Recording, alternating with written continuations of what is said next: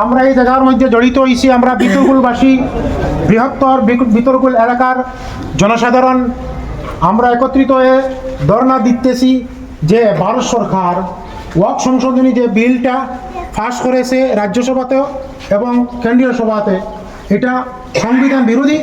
আমরা এটা প্রত্যাহার করার জন্য আমরা জোরালো আবেদন করছি, জোরালো দাবি জানাচ্ছি।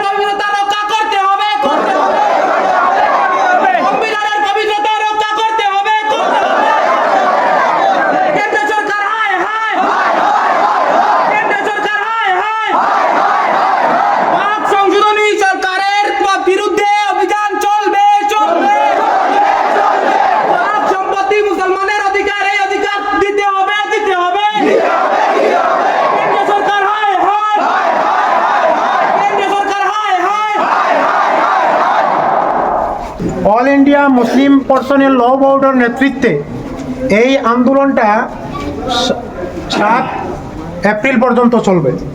আগামী জুমাতে আমরা আওয়ার সময় প্রত্যেকে ডাইনা তো খালা বেইজ বান্ধিয়া যেন আই।